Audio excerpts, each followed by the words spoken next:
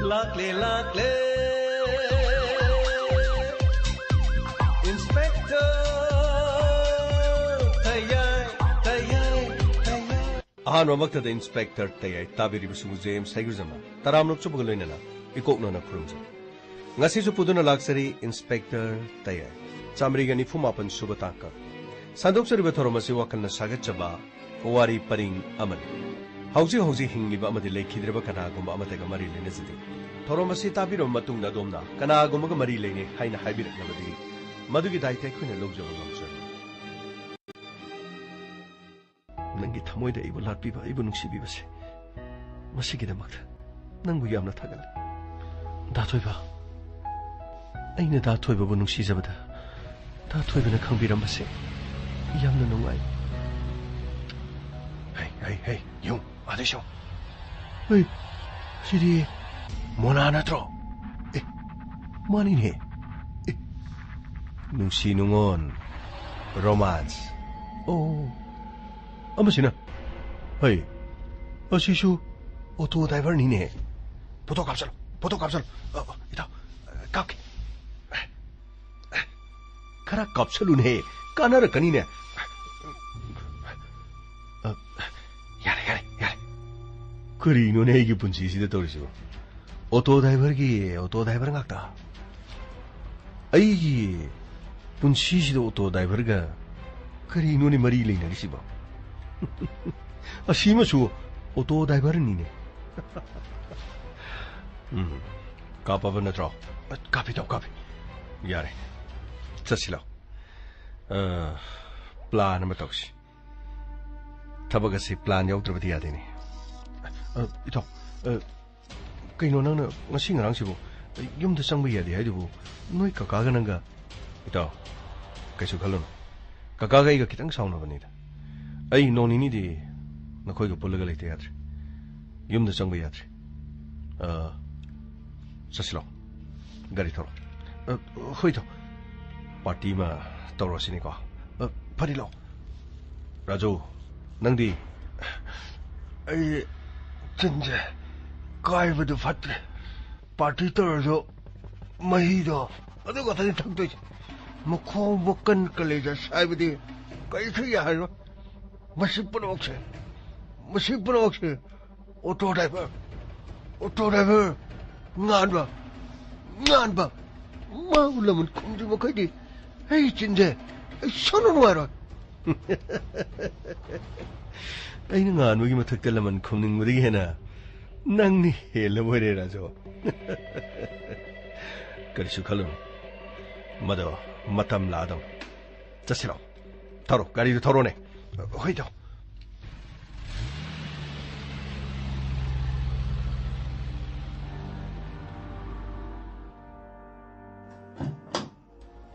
라 콘드로 랑고사 산도스 사 호주보다 노고 리포트 kello 차 호주보기 인베스티게이션 마카사 타락고다사 똥님 판거 싱어도 AK47 기 크리아오사 아두가사 Mong ising ado isam-sama miyama pa ba license kan dinatisa.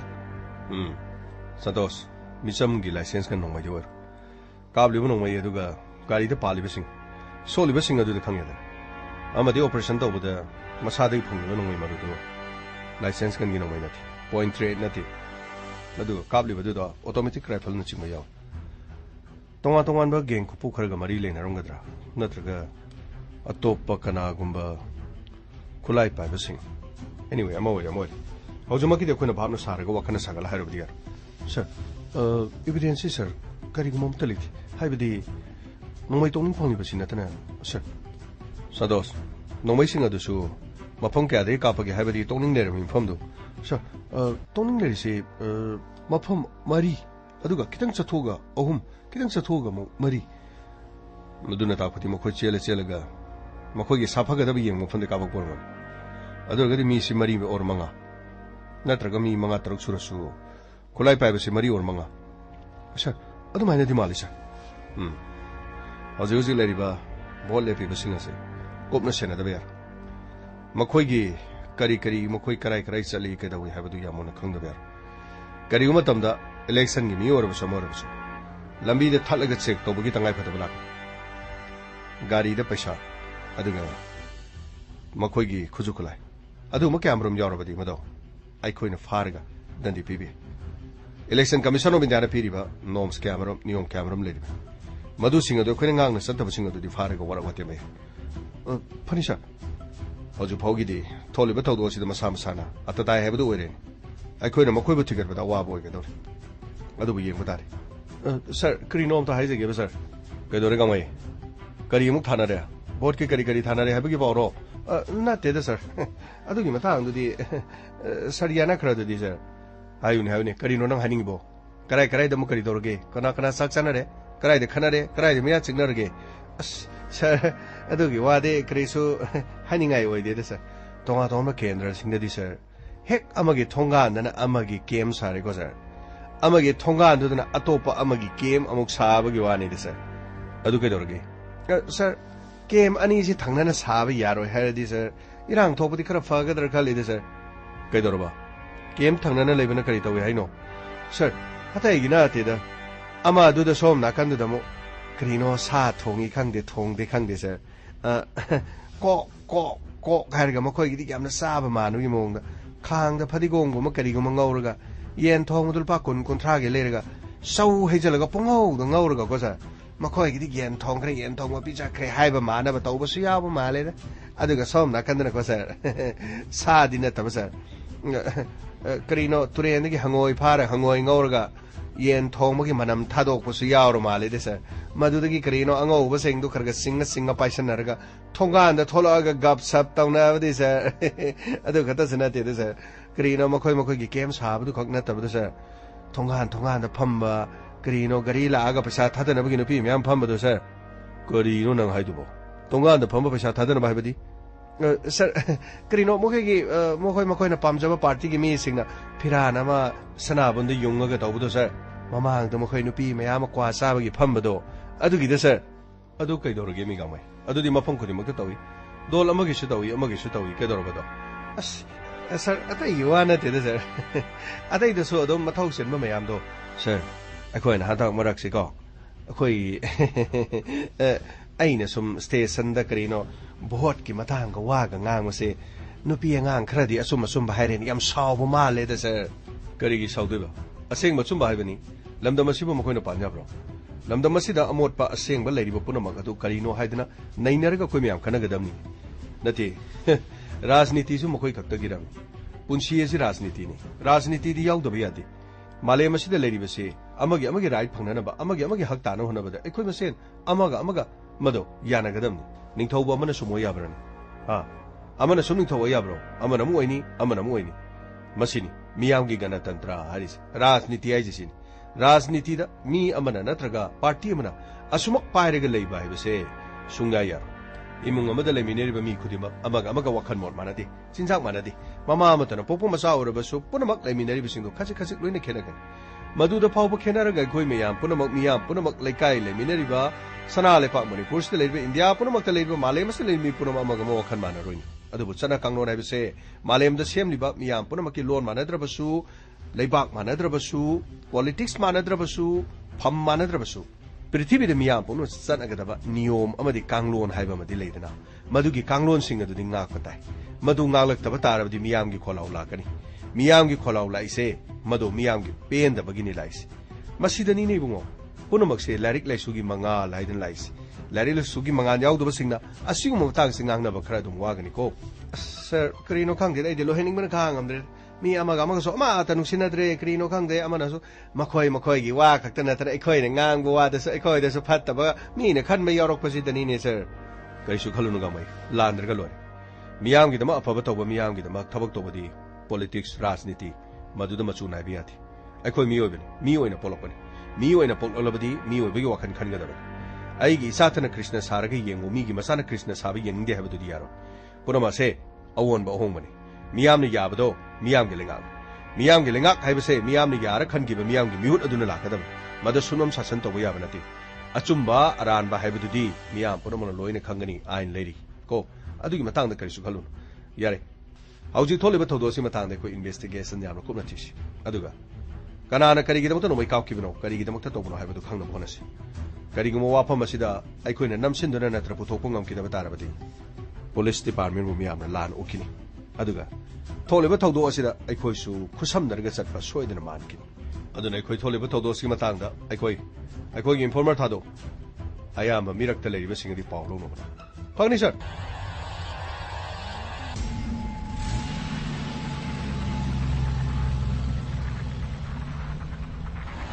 Come, stay come. Get out, come I don't have it. Mark Sweden, we get Tongansi Tolakan. Mabungshu, Ojiki, Gary Salaman. Mark Tolokumatam. I couldn't trick the Roma from Stigam, and a Purona. It all, Yarakati come I toba. Get away, Rodino. Yana in Silly. I ain't in a handed or plan, Loin area of the Mangado. Talk the Toluxan. Aining umbra, manning umbra, DX. Yam the Pajaba Bond. But Nangi Rangi, Potato Potogram. Lady, she left. I don't hang to them. I don't hang to Candy, Mana Tajadis. Yanks, nothing nice. Eh, Tori, Tasiko. The number you have called is currently switched off. Carino Massimizina. Pontorga, Swiss up ladies. My Yaudrazana. Kaidorzano. I'm a Katorgum Tink. The number you have called is currently switched off. Carino Mana, Swiss up some ladies. Carino told you. Mona. Kari Hage. No, the Dasakrobo. The Hosika talking in Ali. Nahana Gyokudaga Tina. Yes, no, the idea take that. Hello, nang no dada koi maram daga hydro. Ai phone some pounder madrana. Phone the pounder re, ma tenare. Wari watai chanare da. Ado, samai to buni. Nang no su phone tori do kanadano. Imana bamtani. Kari. Oh, nang phone to bugi mohong da. Namana bado phone pirate ta bogumba. Oh, ma switch off lady. Adune. I couldn't highlight it. Lambi the Mahak, a citizen. Put in a gari that's horrible. Who on the sudden long sender. So go to Rumasil. Hosiputi, I quite a Hogalagama, Pazana Tamore. Madi Kasuyam Kudum Tibili Hodre. Adena. Come I told no Hagamana. Monaga, Kane. Monaga Tinagadoni, Haimana, Sumbro. Nangatina do Sumbrava. Kaino Hashibada. A same Rashibo. Kayam so gazibo. Karim Sogeda, Ujibudima, what do you manak to the Pamaga, me a money, I died the missing a layaway. At the Nanga Tinani, Koni Haida, Nabung do lady, Nabung do the Sokona Powder to Hiradi, but do I gather no I read the country, no, that I live wrongly. She didn't know that 100 years. I did no wonder I pet Powder Haramaga, Carino Mana, so I pet Nanga Tinani, I do the Powder Haviram gain a lapony. A shame when you go to high ship. What comes? I coin, I will to. You must say, right. Rajo, Piro. Schiller. To. Sinatro. She, Otto Passinatro. Oh, money, the money. Sini, City, come on. Sini said, Ma Otto do Maratele Pore. I couldn't maton on a photocapo. Nang Tazaruin. Tu, she would enough. Low. I could get it and then Timiro, Maggie Maracuda, I could talk Chacadoni, I couldn't know the Dago Unarurge. I do get I could be a dreamer. Low. Just sit there. Low. Carturo. Cacolo.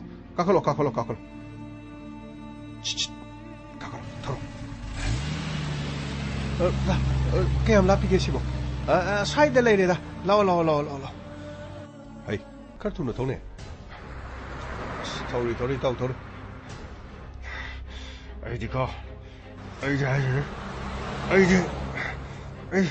in the police in the court. Kaidor get it as you much in the Kaidor as you I should out there.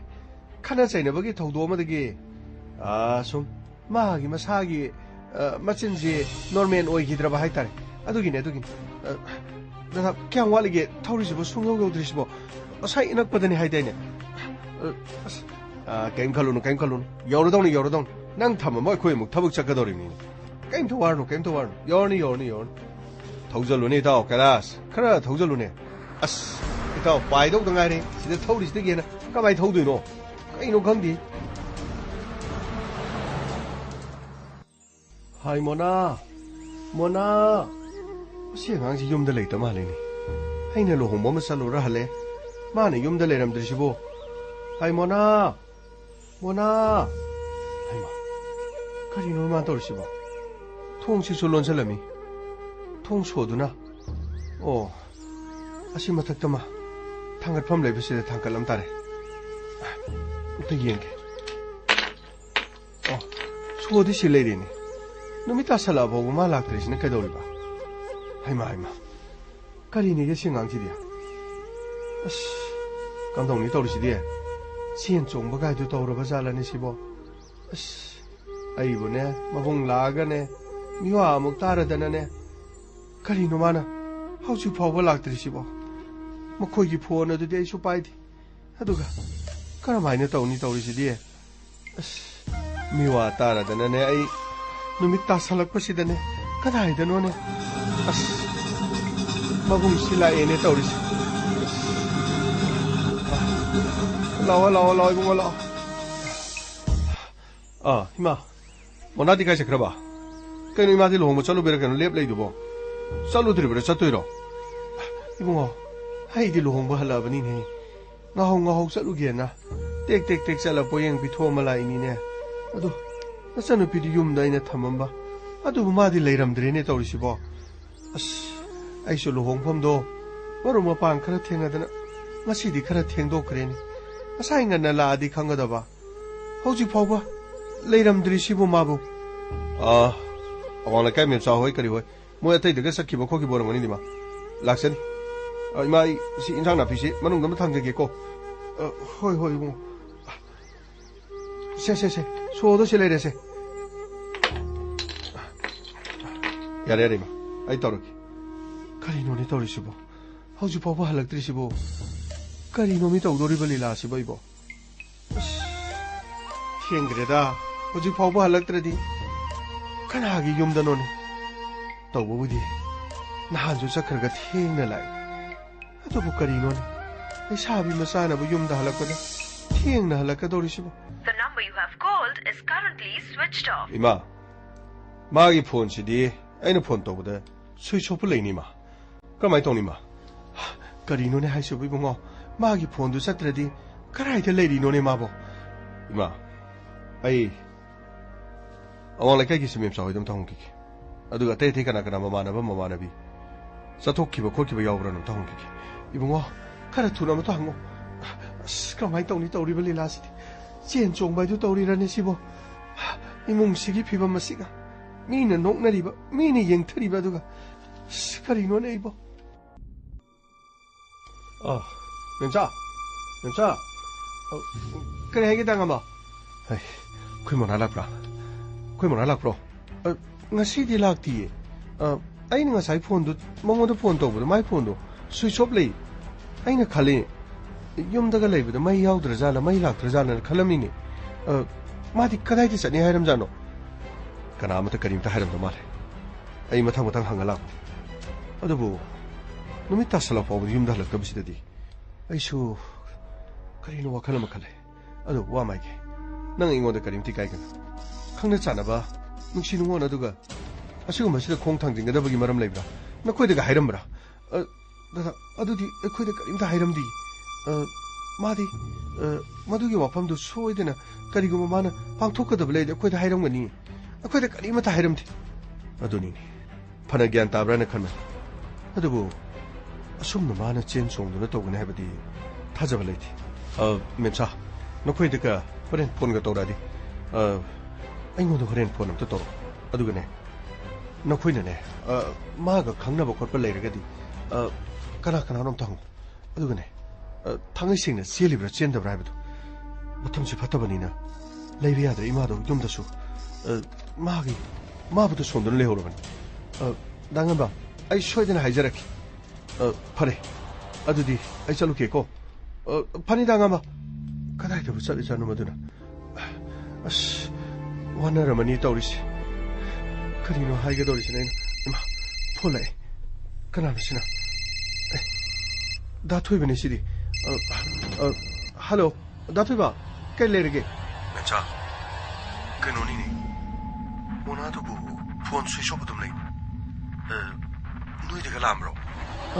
하우지가다 모이기 마붕도 시달라 아마니. 그리기. 뭐그 마붕 라메 하디 그리기. 욤다 레이티 하이. 티바 칸데. 아두가 폰도서 스위치오브 레이 하이. 아두니. 아이나 폰 또부더서 스위치오브 레이. ꯅꯪꯗꯤ ꯉꯁꯤ ꯋꯥꯔꯤꯒ ꯁꯥꯟꯅꯈꯤꯕ꯭ꯔꯣ? ꯗꯥꯊꯣꯏꯕ, ꯑꯩꯅ phone ꯇꯧꯕꯗꯁꯨ ꯉꯁꯥꯏꯗꯒꯤ switch of ꯍꯥꯏ. ꯑꯗꯨꯗꯤ ꯀꯗꯥꯏ ꯆꯠꯂꯝꯒꯅꯤ? ꯑꯁꯨꯝꯅ ꯃꯥꯗꯤ ꯑꯃꯨꯛꯇ ꯇꯧꯗꯦꯅ. ꯗꯥꯊꯣꯏꯕ, ꯑꯗꯨꯅ ꯃꯣꯏ ꯃꯕꯨꯡꯁꯨ ꯗꯥꯡꯍꯟꯕꯗ ꯂꯥꯛꯑꯝꯃꯤ. ꯑꯗꯨꯒ ꯀꯅꯥ ꯈꯪꯅꯕ ꯂꯩꯕꯒꯦ? ꯆꯦꯟꯕ ꯆꯣꯡꯕ ꯌꯥꯎꯕꯖꯥꯠꯂꯥ? ꯈꯪꯅꯕꯗꯤ ꯑꯩꯉꯣꯟꯗ ꯍꯥꯏꯔꯛꯑꯣꯅ ꯃꯥꯅ ꯑꯗꯨ ꯍꯥꯏꯔꯝꯃꯒ ꯄ꯭ꯔꯞ ꯆꯠꯈꯤꯗ ꯉꯥꯏꯔꯤꯕꯅꯤ. ꯑꯗꯨꯒ ꯗꯥꯊꯣꯏꯕꯅ ꯐꯣꯟ ꯑꯃꯨꯛ ꯇꯧꯔꯛꯏꯁꯤꯅꯤ. ꯏꯁꯥꯁꯦ ꯂꯩꯐꯝ ꯈꯪꯗ꯭ꯔꯦ. ꯃꯦꯝꯆꯥ, ꯑꯩ ꯅꯉꯣꯟꯗ ꯍꯣꯔꯦꯟ ꯉꯥꯏꯍꯥꯛ ꯂꯩꯔꯒ ꯅꯉꯣꯟꯗ ꯄꯥꯎ ꯑꯃ ꯂꯧꯔꯛꯀꯦ. ꯂꯥꯛꯑꯒꯗꯤ ꯄꯥꯎ ꯑꯃꯨꯛꯇ ꯍꯥꯏꯕꯤꯔꯛꯎꯀꯣ. ꯑꯩ ꯒꯥꯔꯤ ꯊꯧꯗꯣꯛꯑꯒ ꯀꯗꯥꯏꯗꯅꯣ ꯑꯩꯅ ꯊꯤꯒꯗꯧꯔꯤꯕꯁꯦ? ꯃꯥꯕꯨ ꯀꯗꯥꯏꯗ ꯆꯠꯂꯝꯒꯗꯧꯔꯤꯕꯅꯣ? ꯃꯥ ꯑꯃꯨꯛꯇ ꯊꯤꯔꯨꯈꯤꯒꯦ. ꯗꯥꯊꯣꯏꯕ, ꯍꯣꯏ, ꯑꯩ ꯄꯥꯎ ꯐꯪꯉꯗꯤ ꯁꯣꯏꯗꯅ ꯍꯥꯏꯔꯛꯀꯦ. ꯐꯔꯦ, ꯑꯗꯨꯗꯤ ꯑꯩ ꯊꯝꯃꯒꯦꯀꯣ. ꯀꯔꯤꯅꯣꯅꯦ ꯇꯧꯔꯤꯁꯤꯕꯣ? ꯐꯣꯟꯁꯤ ꯁ꯭ꯋꯤꯆ ꯑꯣꯐ ꯂꯩꯕ ꯀꯨꯏꯔ ꯃꯥꯜꯂꯦꯅꯦ ꯇꯧꯔꯤꯁꯦ. ꯑꯩꯈꯣꯏ ꯏꯃꯥꯒ ꯗꯥꯡꯍꯟꯕꯅ ꯀꯔꯝ ꯇꯧꯅꯤ? ꯑꯩꯈꯣꯏ ꯏꯃꯥ ꯍꯣꯏꯒ ꯉꯥꯏꯍꯥꯛ ꯂꯩꯔꯒ ꯑꯃꯨꯛꯇ ꯆꯠꯂꯨꯗ꯭ꯔꯗꯤ ꯌꯥꯔꯔꯣꯏ. ꯀꯗꯥꯏꯗ ꯂꯩꯔꯤꯖꯥꯠꯅꯣ? ꯐꯣꯟ ꯇꯧꯕꯗꯁꯨ ꯁ꯭ꯋꯤꯆ ꯑꯣꯐ ꯑꯗꯨꯝ ꯂꯩꯔꯤꯁꯤꯕꯣ. ꯀꯔꯤꯅꯣ ꯃꯤꯃꯥꯅ ꯃꯃꯥꯡꯊꯛꯇ ꯁꯨꯃꯥꯏꯅ ꯑꯃꯨꯛꯇ ꯇꯧꯗꯦꯗ. ꯀꯔꯤꯅꯣ ꯇꯧꯗꯣꯏꯁꯤꯕꯣ? ꯏꯃꯥ, ꯀꯩꯗꯧꯔꯒꯦ? ꯏꯃꯥ, ꯑꯩ ꯃꯦꯝꯆꯥ ꯈꯣꯏ ꯄꯔꯦꯡ ꯑꯇꯩ ꯂꯩꯀꯥꯏꯁꯨ ꯂꯣꯏꯅ ꯆꯠꯂꯨꯔꯤ ꯃꯥ. ꯃꯥꯗꯤ ꯉꯁꯤꯒꯤ ꯁꯨꯡꯂꯥꯛ ꯂꯥꯛꯇꯦ ꯍꯥꯏ. ꯃꯥꯒꯤ ꯐꯣꯟ ꯑꯁꯤꯁꯨ ꯁ꯭ꯋꯤꯆ ꯑꯣꯐ ꯂꯩꯕꯁꯤꯗꯅꯤ ꯃꯥ. ꯀꯔꯤꯅꯣꯅꯦ ꯏꯕꯨꯡꯉꯣ? ꯅꯆꯥꯅꯨꯄꯤꯗꯨꯕꯨ ꯁꯨꯃꯥꯏꯅ ꯑꯃꯨꯛꯇ ꯇꯧꯗꯦꯗ. ꯀꯔꯤꯅꯣꯅꯦ ꯃꯥꯅ ꯇꯧꯔꯤꯁꯤꯕꯣ? ꯏꯃꯥ, ꯑꯩꯁꯨ ꯍꯪꯕ ꯌꯥꯕ ꯂꯣꯏꯅ ꯍꯪꯒꯦ. ꯈꯪꯅ ꯆꯥꯟꯅꯕꯗ ꯆꯦꯜꯂꯝꯒꯗ꯭ꯔꯥ ꯆꯣꯡꯉꯝꯒꯗ꯭ꯔꯥ ꯍꯥꯏꯅ ꯍꯪꯕꯗꯁꯨ ꯃꯥꯗꯤ ꯑꯗꯨꯒꯨꯝꯕ ꯂꯩꯇꯦ. ꯀꯔꯤꯒꯨꯝꯕ ꯑꯗꯨꯒꯨꯝꯕ ꯊꯕꯛ ꯇꯧꯒꯗꯕ ꯂꯩꯔꯕꯗꯤ ꯃꯈꯣꯏꯁꯨ ꯁꯣꯏꯗꯅ ꯍꯥꯏꯔꯝꯒꯅꯤ ꯍꯥꯏꯗꯨꯅ ꯍꯥꯏꯔꯛꯏ. ꯏꯃꯥ, ꯑꯩ ꯂꯩꯐꯝ ꯆꯥꯐꯝ ꯈꯪꯗ꯭ꯔꯤ ꯏꯃꯥ. ꯑꯩ ꯒꯥꯔꯤꯁꯤ ꯇꯧꯔꯒꯅꯦ ꯁ꯭ꯋꯥꯏꯐꯥꯎꯗ ꯀꯗꯥꯏꯗꯅꯣ ꯉꯥꯛꯇꯪ ꯀꯣꯏꯊꯣꯛ ꯊꯣꯛꯂꯨꯈꯤꯒꯦ. ꯇꯉꯥꯏ ꯐꯗ꯭ꯔꯕꯗꯤ ꯑꯩ ꯄꯨꯂꯤꯁ ꯁ꯭ꯇꯦꯁꯟꯗ ꯆꯪꯉꯒ ꯏꯕꯨꯡꯉꯣ, ꯄꯨꯂꯤꯁ ꯁ꯭ꯇꯦꯁꯟꯗ ꯆꯪꯉꯗꯤ ꯑꯃꯨꯛ ꯅꯆꯥꯅꯨꯄꯤꯗꯨꯕꯨ ꯋꯥꯌꯥꯝꯅꯔꯣꯏꯗ꯭ꯔꯅꯦ? ꯃꯤꯅ ꯐꯥꯔꯨꯔꯦ ꯆꯦꯜꯂꯨꯔꯦ ꯑꯗꯨ ꯑꯗꯥ ꯑꯗꯨꯅ ꯑꯃꯨꯛ ꯕꯗꯅꯥꯝ ꯆꯥꯔꯣꯏꯗ꯭ꯔꯦ ꯏꯕꯨꯡꯉꯣ? ꯏꯃꯥ, ꯄꯨꯂꯤꯁꯇ ꯑꯩꯈꯣꯏꯅ ꯌꯥꯔꯤꯕ ꯃꯈꯩ ꯄꯥꯎ ꯄꯤꯒꯗꯕꯅꯤ. ꯑꯊꯨꯕ ꯃꯇꯝꯗ ꯄꯨꯂꯤꯁꯅ ꯄꯥꯎ ꯄꯤꯔꯒ ꯑꯊꯨꯕ ꯃꯇꯝꯗ ꯄꯨꯂꯤꯁꯇ ꯈꯣꯡꯒꯠꯂꯤꯔꯕꯗꯤ ꯏꯃꯥ, ꯑꯩꯈꯣই ꯃꯅꯥꯛꯇ ꯄꯨꯟꯁꯤ ꯀꯟꯕ ꯉꯝꯒꯗꯧꯔꯤꯕꯅꯤ. ꯅꯠꯇꯦꯅꯦ ꯑꯗꯨꯕꯨ ꯅꯪꯅ ꯄꯨꯂꯤꯁ ꯍꯥꯏꯔꯤꯗꯨꯕꯨ ꯅꯆꯥꯅꯨꯄꯤꯗꯨꯕꯨ ꯀꯔꯤꯅꯣ? ꯃꯥꯕꯨ ꯀꯔꯤ ꯈꯨꯗꯣꯡꯊꯤꯕ ꯊꯣꯛꯑꯒꯦꯕ? ꯅꯪꯅ ꯄꯨꯂꯤꯁꯇ ꯍꯥꯏꯒꯗꯧꯔꯤꯗꯨꯕꯨ ꯀꯔꯝꯅꯅꯣ ꯏꯕꯨꯡꯉꯣ? ꯏꯃꯥ, ꯈꯨꯗꯣꯡꯊꯤꯕ ꯊꯣꯛꯑꯦ ꯍꯥꯏꯕ ꯅꯠꯇꯦ. ꯍꯧꯖꯤꯛ ꯊꯤꯕ ꯈꯪꯗ꯭ꯔꯗꯤ ꯊꯤꯕꯤꯌꯨ ꯍꯥꯏꯕ ꯇꯥꯕꯅꯤ. ꯇꯉꯥꯏ ꯐꯗꯅ ꯃꯍꯥꯛꯅ ꯂꯩꯔꯤꯕꯗꯨ ꯀꯗꯥꯏꯗꯅꯣ? ꯑꯗꯨꯒ ꯀꯝꯗꯧꯅꯅꯣ ꯍꯥꯏꯕꯗꯨꯗꯤ ꯃꯗꯨ ꯌꯦꯡꯗꯕ ꯌꯥꯔꯣꯏꯅꯤ ꯃꯥ. ꯑꯩ ꯑꯃꯨꯛꯇ ꯆꯠꯂꯨꯈꯤꯒꯦ ꯃꯥ. 이봉아, 카라 돈 엄청 나. 이마 레이컴 사펑 칸드레. 이마, 마카롱이네. 이네 타로 그 하려 먹으니. юм도 뭐 이미 그럴줄 아니마. 아이 살로키게. 하즈나 턱고 이봉아. 이마. 아이 진짜 리잖아.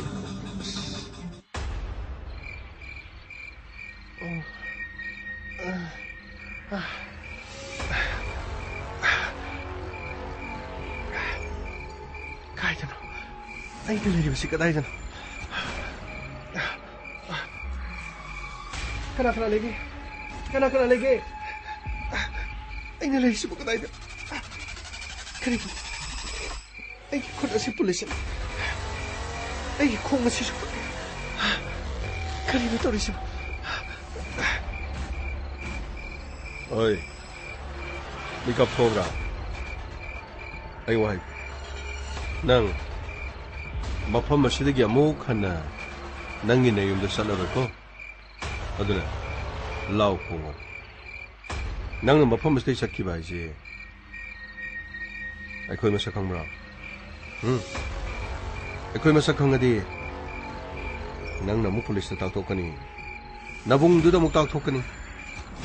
ꯑꯗꯨꯗꯒꯤꯗꯤ ꯑꯩꯈꯣꯏꯕꯨ ꯑꯃꯨꯛ ꯐꯥꯍꯟꯒꯅꯤ. ꯑꯩꯈꯣꯏ ꯐꯥꯔꯕꯗꯤ ꯑꯩꯈꯣꯏ ꯖꯦꯜꯗ ꯑꯃꯨꯛ ꯂꯩ. ꯑꯗꯨꯕꯨꯅꯦ ꯑꯩꯈꯣꯏ ꯖꯦꯜꯗ ꯂꯩꯔꯗꯤ ꯑꯩꯈꯣꯏꯗꯤ ꯀꯃꯥꯏ ꯇꯧ? ꯅꯪ ꯋꯥꯔꯧꯕ ꯌꯥꯏ. ꯅꯪꯒꯤ ꯅꯁꯛꯇꯨꯁꯨ ꯅꯤꯡꯊꯤꯖꯕ ꯇꯅꯥꯞ ꯃꯁꯤ ꯄꯨꯝꯅꯃꯛꯀꯤ ꯍꯧꯔꯛꯐꯝꯁꯤꯅ ꯑꯇꯩ ꯀꯅꯥꯃꯠꯇ ꯅꯠꯇꯦ ꯅꯪꯒꯤ ꯅꯕꯨꯡ ꯉꯥꯟꯕ ꯀꯔꯤ ꯑꯩꯕꯨ ꯊꯥꯗꯣꯛꯄꯤꯌꯨ ꯑꯩ ꯅꯪ ꯊꯥꯗꯣꯛꯄ ꯌꯥꯔꯣꯏꯅꯦ ꯅꯪ ꯊꯥꯗꯣꯛꯑꯗꯤ ꯑꯩꯈꯣꯏ ꯑꯋꯥꯐꯝꯗ ꯇꯥꯒꯦ ꯍꯥꯏꯕꯒ ꯆꯞ ꯃꯥꯟꯅꯗ꯭ꯔꯣ ꯀꯅꯥ ꯂꯩꯕꯒꯦ ꯑꯩꯕꯨ ꯑꯃꯨꯛꯇ ꯀꯟꯕꯤꯌꯣ ꯀꯅꯥ ꯂꯩꯕꯒꯦ ꯑꯩꯕꯨ ꯑꯃꯨꯛꯇ ꯀꯟꯕꯤꯌꯣ ꯍꯩ ꯂꯥꯎꯕ꯭ꯔꯣ ꯁꯤꯗꯤ ꯆꯤꯡꯌꯥ ꯇꯝꯌꯥꯅꯤ ꯀꯅꯥꯃꯠꯇꯅ ꯅꯪꯅ ꯀꯧꯕꯗꯅꯦ ꯇꯥꯒꯗꯕ ꯂꯩꯇꯦ ꯅꯪꯗ ꯅꯠꯇꯦ ꯑꯩꯈꯣꯏ ꯁꯤꯗ ꯂꯩꯔꯤꯕ ꯑꯩꯈꯣꯏ ꯑꯍꯨꯝ ꯅꯪꯒ ꯃꯔꯤ ꯑꯩꯈꯣই ꯃꯔꯤꯅ ꯄꯨꯟꯅ ꯀꯟꯅ ꯂꯥꯎꯔꯁꯨ ꯃꯐꯝ ꯑꯁꯤꯗ ꯇꯥꯒꯗꯕ ꯂꯩꯇꯦ ꯀꯧꯖꯦꯡ ꯍꯔꯧ ꯈꯣꯡꯉꯤꯕꯁꯤꯡꯗꯨ ꯃꯈꯣꯏ ꯈꯛꯇꯅ ꯇꯥꯒꯗꯕ ꯃꯉꯥꯏ ꯃꯈꯣꯏꯅꯗꯤ ꯅꯪꯕꯨ ꯀꯟꯕꯤꯕ ꯉꯝꯒꯗ꯭ꯔꯣ ꯅꯪ ꯑꯩꯈꯣꯏꯕꯨ ꯋꯥꯔꯧ ꯑꯗꯨꯒ ꯑꯩꯈꯣꯏꯅ ꯅꯉꯣꯟꯗ ꯀꯔꯤꯒꯨꯝꯕ ꯑꯃꯠꯇ ꯅꯨꯡꯉꯥꯏꯇꯕꯁꯨ ꯂꯩꯇꯦ ꯅꯪꯒꯤ ꯅꯔꯥꯟ ꯍꯥꯏꯕꯕꯨ ꯅꯪꯅ ꯅꯁꯛ ꯐꯖꯔꯨꯕ ꯅꯪꯅ ꯇꯅꯥꯞ ꯅꯥꯞꯂꯨꯕ ꯄꯨꯝꯕꯨꯝ ꯇꯥꯕ ꯅꯪꯒꯤ ꯁꯑꯣꯡ ꯁꯗꯥꯗꯨꯗ ꯉꯥꯎꯔꯣꯏꯗꯕ ꯀꯅꯥꯕꯨ ꯂꯩꯕꯒꯦ ꯒꯦꯒ ꯊꯥꯗꯣꯛꯄꯤꯌꯨ ꯑꯩꯕꯨ ꯊꯥꯗꯣꯛꯄꯤꯌꯨ ꯗꯗꯥ ꯑꯩ ꯏꯃꯥꯅ ꯀꯣꯏꯊꯤ ꯊꯤꯔꯝꯃꯅꯤ ꯑꯗꯨꯒ ꯗꯗꯥꯁꯨ ꯊꯕꯛ ꯍꯜꯂꯛꯑꯃꯅꯤ ꯑꯩꯕꯨ ꯌꯨꯝꯗ ꯆꯠꯄ ꯌꯥꯕꯒꯤ ꯑꯌꯥꯕꯗꯨ ꯄꯤꯕꯤꯌꯨ ꯑꯩꯅ ꯗꯗꯥ ꯈꯣꯏꯗ ꯀꯔꯤ ꯃꯥꯡꯅꯕ ꯇꯧꯈ꯭ꯔꯕꯒꯦ ꯑꯩꯒꯤ ꯄꯨꯟꯁꯤꯕꯨ ꯑꯁꯨꯝꯅ ꯀꯔꯤꯒꯤ ꯑꯋꯥꯐꯝꯗ ꯇꯥꯍꯜꯂꯤꯕꯅꯣ ꯑꯩꯕꯨ ꯀꯟꯕꯤꯌꯨ ꯀꯔꯤꯅꯣꯅꯦ ꯅꯪꯒꯤꯗꯨꯗꯤ ꯃꯅꯤꯄꯨꯔꯤ ꯐꯤꯂꯝꯗ ꯕꯦꯠꯅ ꯍꯦꯔꯣꯏꯟ ꯐꯥꯕꯗꯨ ꯃꯥꯜꯂꯛꯏꯅꯦ ꯑꯩꯈꯣꯏꯁꯦ ꯅꯪꯅ ꯕꯦꯠ ꯑꯣꯏꯅ ꯈꯜꯂꯕꯣ ꯑꯩꯈꯣꯏꯁꯦ ꯍꯦꯔꯣꯅꯤꯅꯦ ꯍꯦꯔꯣ ꯅꯪꯕꯨ ꯃꯐꯝ ꯑꯁꯤꯗ ꯁꯥꯠ ꯄꯨꯔꯒ ꯑꯩꯈꯣꯏꯅ ꯁꯥꯠ ꯐꯥꯔꯤꯕꯒꯤ ꯃꯔꯝ ꯑꯩ ꯔꯥꯖꯨ ꯂꯥꯎꯅꯦ ꯅꯪꯕꯨ ꯁꯤꯗ ꯍꯥꯏꯔꯣ ꯂꯥꯎꯅꯦ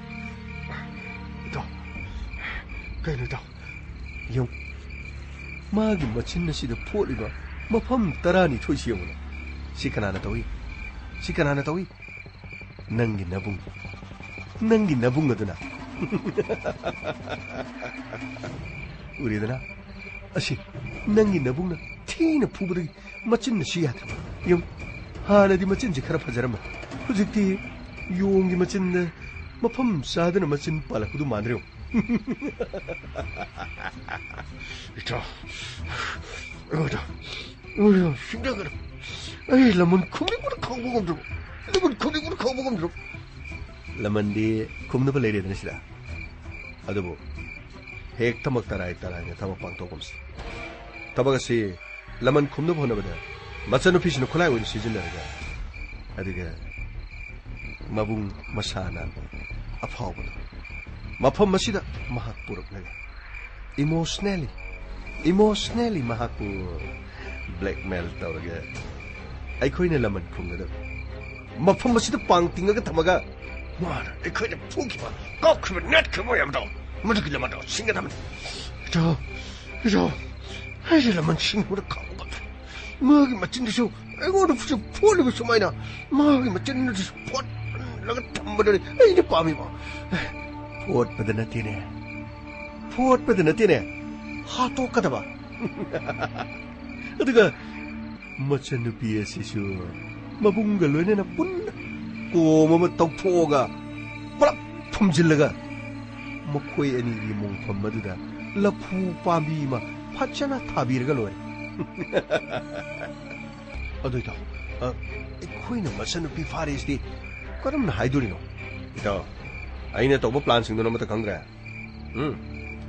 ꯃꯕꯨꯡ ꯑꯗꯣ ꯍꯧꯖꯤꯛꯇꯤ ꯄꯨꯂꯤꯁꯀ ꯋꯥ ꯇꯥꯟꯅꯔꯝꯕ ꯌꯥꯏ ꯇꯥꯟꯅꯔꯝꯗꯕꯁꯦ ꯑꯗꯨꯕꯨ ꯑꯩꯈꯣꯏꯅ ꯀꯣꯜ ꯇꯧꯁꯜꯂꯒ ꯃꯍꯥꯛ ꯃꯐꯝ ꯑꯁꯤꯗ ꯂꯥꯛꯎ ꯍꯥꯏꯔꯨꯕꯗꯤ ꯏꯄꯪ ꯄꯪꯅ ꯂꯥꯡꯗ ꯊꯨꯕ ꯍꯥꯏꯗꯣ ꯇꯥꯒꯗꯧꯔꯤ ꯑꯗꯨꯅ ꯃꯍꯥꯛꯄꯨ ꯑꯩꯈꯣꯏꯅ ꯌꯥꯝꯅ ꯁꯤꯡꯅ ꯏꯃꯣꯁꯅꯦꯜ ꯃꯍꯥꯛꯀꯤ ꯌꯨꯝꯗ ꯍꯦꯛꯇ ꯌꯧꯅꯅꯕ ꯍꯥꯏꯕꯗꯤ ꯃꯦꯁꯦꯖ ꯑꯃꯇꯪ ꯏꯇꯥꯎ ꯀꯩꯅꯣ ꯍꯥꯏꯁꯤꯕꯣ ꯌꯨꯝꯗꯗꯤ ꯀꯅꯥꯅ ꯃꯦꯁꯦꯖ ꯊꯤꯜꯂꯨꯗꯣꯏꯅꯣ ꯄꯪꯒꯅꯨ ꯏꯇꯥꯎ ꯃꯈꯣꯏ ꯏꯃꯨꯡꯗ ꯊꯣꯛꯂꯤꯕ ꯊꯧꯗꯣꯛ ꯑꯗꯨꯒꯤ ꯃꯇꯥꯡꯗ ꯍꯧꯖꯤꯛ ꯂꯩꯀꯥꯏꯒꯤ ꯃꯤ ꯁꯣꯏꯗꯅ ꯂꯥꯛꯎ ꯃꯗꯨ ꯃꯔꯛꯇꯨꯗ ꯑꯩꯈꯣꯏꯅ ꯂꯥꯞꯅ ꯒꯥꯔꯤ ꯈꯥꯝꯃꯒ ꯑꯋꯥꯕ ꯍꯪꯕ ꯂꯥꯛꯄ ꯁꯥꯔꯒ ꯅꯠꯇ꯭ꯔꯒ ꯃꯤ ꯎꯗ꯭ꯔꯤꯉꯩꯒꯤ ꯇꯥꯟꯖꯥꯗ ꯊꯣꯡꯒꯥꯜ ꯑꯗꯨꯗ ꯆꯞ ꯃꯥꯟꯅꯕ ꯃꯦꯁꯦꯖ ꯈꯔ ꯏꯔꯒ ꯊꯣꯡꯒꯥꯜ ꯑꯗꯨꯗ ꯊꯥꯗꯒꯗꯕ ꯑꯗꯨꯒ ꯃꯍꯥꯛꯀ ꯑꯩꯈꯣꯏꯒ ꯄꯥꯎ ꯐꯥꯎꯅꯅꯕꯒꯤꯗꯃꯛ ꯍꯣꯠꯅꯒꯗꯕ ꯏꯇꯥꯎ ꯑꯗꯨꯗ ꯑꯃꯨꯛ ꯑꯩꯈꯣꯏꯅ ꯑꯦꯗ꯭ꯔꯦꯁ ꯄꯤꯁꯜꯂꯝꯃꯗꯤ ꯃꯤꯁꯤꯡꯗꯨ ꯈꯨꯜꯂꯒ ꯄꯨꯂꯤꯁꯇ ꯄꯤꯔꯣꯏꯗ꯭ꯔꯣ ꯀꯔꯤꯝꯇ ꯈꯜꯂꯨꯅꯨ ꯃꯗꯨꯒꯤ ꯋꯥꯍꯩꯗꯣ ꯑꯩꯅ ꯏꯔꯒ ꯊꯝꯂꯝ ꯀꯅꯥ ꯑꯃꯠꯇꯗꯁꯨ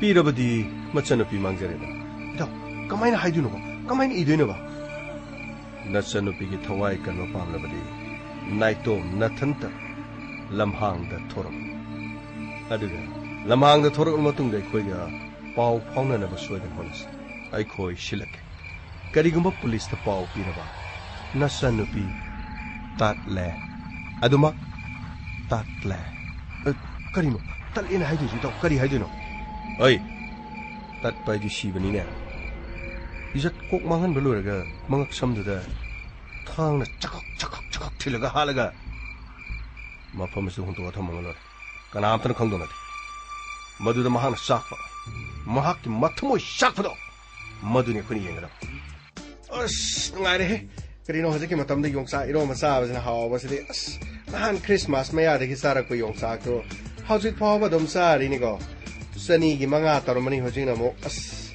그리노 강디 사마기 군 덕슬레 허직디 뭐 용사키 마군 시서 크라 땅잉에데디고 아스 마쿠 캣가다 뭐 파보 빠무이 스마이나 커 캣버도고 마똥 야오키네나고 용사나나 하오버세 저 하위데고 그리노 강디데 낭기 마포 시서고 ꯊꯣꯛꯄ ꯃꯄꯣꯛꯅꯤ ꯅꯅꯤꯡ ꯇꯝꯅ ꯂꯩꯁꯥ ꯇꯝꯕꯗꯤ ꯅꯪꯗꯤ ꯐꯪꯖꯗ꯭ꯔꯦꯀꯣ ꯀꯔꯤꯅꯣ ꯈꯪꯗꯦ ꯑꯗꯨꯝ ꯀꯕꯥꯛ ꯑꯣꯏꯔꯤꯉꯩꯗ ꯑꯗꯨꯝ ꯅꯌꯨꯝ ꯄꯥꯟꯕꯒ ꯆꯞ ꯃꯥꯟꯅꯔꯤꯅꯤꯀꯣ ꯇꯧꯔꯤꯁꯦ ꯀꯩꯅꯣ ꯀꯃꯩ ꯑꯗꯥꯏꯗ ꯁꯣꯔꯣꯂꯣꯟ ꯂꯩꯗꯨ ꯀꯩꯅꯣ ꯑꯁ ꯁꯟꯇꯣꯁ ꯅꯈꯣꯏꯅ ꯈꯪꯉꯣꯏꯗ ꯅꯈꯣꯏꯅ ꯄꯥꯈꯪ ꯑꯣꯏꯕꯗꯨꯅꯀꯣ ꯅꯨꯄꯤ ꯊꯤꯕꯒꯨꯝꯕ ꯄꯥꯈꯪꯅꯤ ꯅꯈꯣꯏꯅ ꯑꯣꯏꯕꯁꯤꯅ ꯑꯩꯈꯣꯏ ꯄꯥꯈꯪꯁꯤꯅꯀꯣ ꯄꯨꯔꯥ ꯑꯔꯣꯏꯕꯤꯅꯤꯗ ꯅꯈꯣꯏꯅ ꯈꯪꯉꯣꯏꯗ ꯑꯁ ꯅꯨꯡꯉꯥꯏꯈ꯭ꯔꯖꯥꯠꯅꯤ ꯀꯔꯤꯅꯣ ꯁꯤꯗꯤ ꯑꯁ ꯏꯁꯥꯁꯤ ꯌꯣꯡꯆꯥꯛꯀꯤ ꯃꯅꯤꯟꯗꯤ ꯈꯔꯗꯤ ꯂꯩ ꯑꯗꯣ ꯀꯩꯅꯣ ꯀꯃꯥꯏꯅꯅꯣꯁꯤ ꯂꯩꯁꯥ ꯇꯝꯕ ꯐꯪꯗ꯭ꯔꯦ ꯀꯔꯤꯅꯣ ꯀꯕꯥꯛ ꯑꯣꯏꯔꯤꯉꯩꯗ ꯃꯌꯨꯝ ꯄꯥꯜꯂꯦ ꯍꯥꯏꯗꯨꯕꯨ ꯀꯔꯤꯅꯣꯅꯦ ꯀꯔꯤꯅꯣꯗ ꯅꯪꯅ ꯈꯪꯗꯦ ꯀꯕꯥꯛ ꯍꯥꯏꯗꯤ ꯈꯔ ꯂꯩꯁꯥꯕꯤ ꯑꯣꯏꯗꯕꯗꯣ ꯑꯗꯨꯅꯤꯗ ꯍꯥꯏꯕꯗꯤ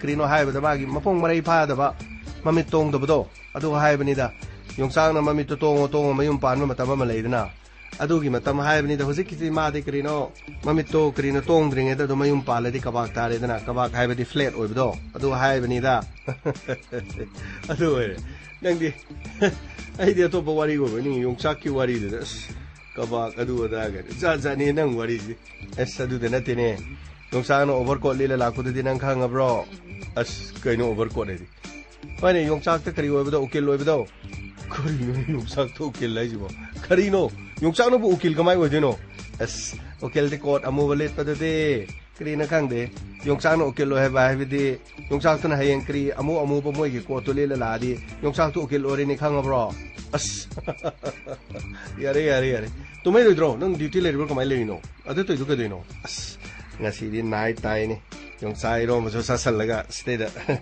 ꯁꯔꯒꯤ ꯁꯤꯒꯤ ꯃꯅꯥꯛꯁꯤꯗ ꯐꯝꯃꯒ ꯑꯗꯨꯝ ꯂꯩꯒꯗꯧꯔꯤꯅꯤꯗ ꯅꯪꯅ ꯂꯩꯗꯣꯏꯗꯨ ꯈꯪꯉꯤ ꯑꯃꯗꯅ ꯋꯥꯔꯤ ꯁꯥꯟꯅꯕꯗꯨ ꯇꯥꯔꯒ ꯀꯔꯟ ꯇꯥꯔꯗꯨ ꯑꯣꯏꯅꯤ ꯉꯥꯏꯍꯥꯛꯇꯁꯨ ꯋꯥꯔꯤ ꯁꯥꯟꯅꯕꯗꯨ ꯌꯥꯍꯜꯂꯨ ꯅꯪꯅ ꯀꯔꯤꯅꯣ ꯃꯤꯒꯤ ꯋꯥꯔꯤ ꯁꯥꯐꯝꯗꯨ ꯇꯧꯁꯜꯂꯤꯗꯨꯕꯣ ꯑꯁ ꯅꯪꯅ ꯈꯪꯄꯣꯟꯗꯦꯍꯦ ꯀꯔꯤꯅꯣ ꯈꯪꯗꯦ ꯑꯩꯅ ꯁꯣꯝꯗ ꯇꯧꯔꯤꯁꯤꯗꯤ ꯃꯈꯣꯏꯒꯤ ꯔꯁꯤ ꯍꯥꯞꯄꯤꯔꯤꯅꯤꯅꯦ ꯀꯔꯤꯅꯣꯅꯦ ꯃꯈꯣꯏꯒꯤ ꯋꯥꯔꯤꯗꯣ ꯂꯩꯇꯕꯗꯨꯗ ꯑꯩꯅ ꯈꯔ ꯍꯥꯞꯆꯟꯕꯤꯔꯗꯤ ꯈꯔ ꯅꯣꯛ ꯈꯔ ꯀꯥꯞ ꯇꯧꯕꯗꯣ ꯑꯗꯨꯝ ꯑꯩꯅ ꯋꯥꯔꯤꯗꯣ ꯃꯄꯨꯡ ꯐꯥꯍꯜꯂꯦꯗꯅ ꯀꯔꯤꯅꯣ ꯈꯪꯗꯦ ꯃꯁꯤꯗꯤ ꯀꯔꯤꯅꯣꯅꯦ ꯑꯣꯇꯣ ꯑꯃꯨꯛ ꯊꯧꯖꯜꯂꯦꯅꯦ ꯅꯨꯡꯗꯥꯡꯗꯕꯨ ꯀꯔꯤꯅꯣ ꯃꯁꯤ ꯀꯔꯤ ꯇꯧꯕꯖꯥꯠꯅꯣ ꯒꯦꯠꯇꯒꯤ ꯆꯪꯍꯜꯂꯛꯄꯁꯤꯅꯗꯤ ꯀꯔꯤꯅꯣ ꯑꯁꯤꯕꯨ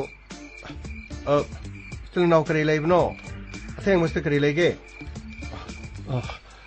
ꯋꯥꯔꯧꯕꯤꯕ ꯌꯥꯗꯦ ꯑꯩꯈꯣꯏ ꯁꯥꯔꯕꯨ ꯂꯩꯕꯤꯕ꯭ꯔꯥ ꯂꯩꯌꯦ ꯁꯥꯔ ꯃꯅꯨꯡꯗ ꯂꯩ ꯀꯔꯤ ꯇꯧꯕ ꯌꯥꯎꯕꯅꯣ ꯏꯆꯟꯅꯨꯄꯤ ꯑꯃꯈꯛ ꯍꯜꯂꯛꯇꯕ ꯑꯗꯨꯅ ꯍꯧꯖꯤꯛ ꯏꯆꯟꯅꯨꯄꯤꯁꯤꯒꯤ ꯈꯣꯡꯒꯨꯜ ꯈꯔ ꯂꯤꯕꯤꯅꯅꯕ ꯍꯥꯏꯒꯦꯅ ꯂꯥꯛꯄꯅꯤ ꯑꯗꯨꯗꯤ ꯀꯔꯤꯅꯣ ꯍꯧꯖꯤꯛꯀꯥꯟꯒꯤ ꯃꯈꯣꯏꯒꯤ ꯆꯦꯟꯕ ꯆꯣꯡꯕ ꯈꯣꯠꯄ ꯍꯥꯏꯕ ꯀꯔꯤꯅꯣ ꯑꯗꯨ ꯑꯣꯏꯔꯝꯃꯣꯏꯗ꯭ꯔꯣ ꯁꯥꯔ ꯂꯣꯏꯅꯃꯛ ꯍꯪꯖꯔꯦ ꯃꯔꯨꯞ ꯃꯄꯥꯡ ꯃꯍꯥꯛꯀꯤ ꯇꯤꯟꯅꯕ ꯑꯇꯩ ꯑꯗꯨꯒꯨꯝꯕ ꯇꯧꯒꯗꯕ ꯑꯗꯨꯝꯕ ꯃꯤ ꯅꯠꯇꯦ ꯑꯩꯈꯣꯏ ꯌꯥꯝꯅ ꯆꯤꯡꯅꯕ ꯈꯔ ꯂꯩꯔꯤ ꯀꯔꯤꯅꯣ ꯆꯤꯡꯅꯕ ꯂꯩꯔꯗꯤ ꯃꯤ ꯃꯃꯤꯡꯒꯨꯝꯕ ꯂꯩꯕ꯭ꯔꯣ ꯐꯣꯟ ꯅꯝꯕꯔꯒꯨꯝꯕ ꯂꯩꯕ꯭ꯔꯣ ꯀꯔꯤꯅꯣ ꯁꯥꯔ ꯑꯩ ꯄꯨꯝꯅꯃꯛꯇꯣ ꯍꯥꯏꯖꯔꯒꯦ ꯁꯥꯔ ꯑꯩꯈꯣꯏ ꯁꯥꯔꯒꯤ ꯃꯅꯥꯛꯇ ꯑꯁ ꯀꯔꯤꯅꯣꯅꯦ ꯅꯨꯡꯗꯥꯡꯗ ꯂꯥꯛꯄꯅꯤꯅ ꯑꯩꯈꯣꯏ ꯁꯥꯔꯗꯣ ꯄꯣꯊꯥꯔꯝꯗꯧꯗꯤ ꯃꯥꯜꯂꯦ ꯑꯗꯣ ꯑꯩ ꯁꯥꯔꯗ ꯑꯝꯇ ꯍꯪꯖꯒꯦꯀꯣ ꯁꯤꯗ ꯉꯥꯛꯇꯪ ꯂꯩꯕꯤꯌꯨ ꯐꯅꯤ ꯁꯥꯔ ꯑꯃꯨꯛꯇ ꯆꯪꯖꯔꯛꯄ ꯌꯥꯒꯗ꯭ꯔꯥ ꯁꯥꯔ ꯀꯩꯗꯧꯔꯦ ꯀꯃꯥꯏ ꯆꯪꯉꯣ ꯌꯥꯅꯤ ꯆꯪꯉꯣ ꯁꯥꯔꯕꯨ ꯇꯨꯝꯕꯤꯔꯕ꯭ꯔꯥ ꯁꯥꯔ Gamay tumdabay ni na lepi siya. Sorry, sir. Asung ngalisti, kay dore. Kay lere. Sir, mapahanda auto driver ama laye, sir. Magi masanupido yumda leiramde haber karino. Adugi kitang karino complain ama tawbu male. Yu thalak pro. Nisha saba miro. Sumna normen wena lakpra. Sir, nisha saba mi di made. Yang nama thasa na lakpo male, sir. Pare. Changalo. Pagni, sir. Sila usonda sila changbi se. Yam nungai sir. Sir. I am the changjaraki. Songo yani si songo. Pambiro sida pambiro. Sir, I pamjaro sir. Habiyo. Kari no. Ichanupi halakte habra kari no. Kari toba. Sir, I auto thokjabane. Sir. Aigi ichanupiga imagaiga khoyunga tani leijaba sir. Ichanupi leite haisi kamai tobuno. Chenba chongmogi matangdi. Sir, chenba chongba kari amata leite. Maga tinaba marmo pangsing mamana bising da hangada. Madu kari madu mari leina da mare. Sir, magsi hausi phobu yumda halakta baje sir. Aikoi leibam sama mamata khangdri sir. Songi ming du kari. Sir, Aigi ming nganba. Ichanupi gi ming. Sir, Mona. Pare. Ado ai kanom thai Imagi ming kari. Sir, Taruni. Nganba ichanupiga khana chainaba. Aduga ichanupiga muknaba khonabi matang thodo wa thokadi thokpa lebro. Sir, aduga mati kari guma bata leite sir. Mati adu maina tokjabana sati. Ima su khara swal. Ima ga sena dun yumda yamba leijabani sir. Adudi ichanupi sima ka khangnaba maruma pangsing madu matinaba mamana bising hangabro madu chumabro. Sir, ayaba na dilo hangjare sir. Madugadi kari guma bata mari leina de sir. Adubu mamana bising aduna khangdaba tumina lot na khangnaba mari leinaba. Hojiki matam sidi lot na imung manung khangdana mari amna ga. Amoy. Madugi asema clarification ama. Maduma khangbiraba. Sir, akoi loina khangjare sir. Mak adumna togdaba na sir. Nomugi chak sara amagi dama auto khara thoraga. Akoi hingjabani sir. Aduguma kari guma amata leite sir. Anyway, adongi chanupina halaktabi maramsi adona chingnabada topa kari wakalege. Sir, ai madudana ina pokma mamjarisi. Madugina ina mafam sida lakjarisi sir. Madi miga khanaba leibisu nati. Aduga nungaina daba kari guma amata leite. Adudi maki phone number. Sir, magi mobile sida leijarisi. Number ne sida. Sida leijarisi sida ijarabani sir. Aduga sir, sina magi photo ne. Adunganba police station da complaint taw matamda tangai phadana mapung marai pharaba nupi man halak taw matamda tangai phadana ma pung kun mari haitare madu phawgi manung da halakba haibadi chen chong ma leibanina madu phawbudi koi case lokana de adubu hoi adom na chingnaba da khudong thiba phaba punba nungai na da bakhana chainaba kalak yeng thiba haibadi nakoina chingnaba mi leragana maming gumba complaints da nakoina ibada yormagadi akoina paikhat pa yab ado hojiki leiba route sidadi mana kadai salamgadagi karai de kari torongadagi haba nakoina chingnaba su leitabanina only yumda halakte khakta haibanina hayeng ayuk phawbugi manungda kariguma mana yumda halagadi yumda hale haidana koida paw ma bi maramdi hoje koina thiga dori basi mana kadai saki karam mafamda mahak leiki haibado koina khangdabanina ai koina thiru haibadi lugador ado bo in harisi nang puning sontagano mahaki number asigi last location Sir, last location haibadi sir. Last location haibadi number asi maangna phone on tawduna leiramba aduga muthat kiba madugi location photogode service provider thadin akoi ngai ga doribo maraga sina hana yumda sapdana chanupi halama gide khode pawpiro aduga na chanupi halaktragana halakti haibadi koida soidana pawpiro se jaika chibai sir. Adubu sir. 마부 방나버 TV라버티 양는 누가이게니 sir.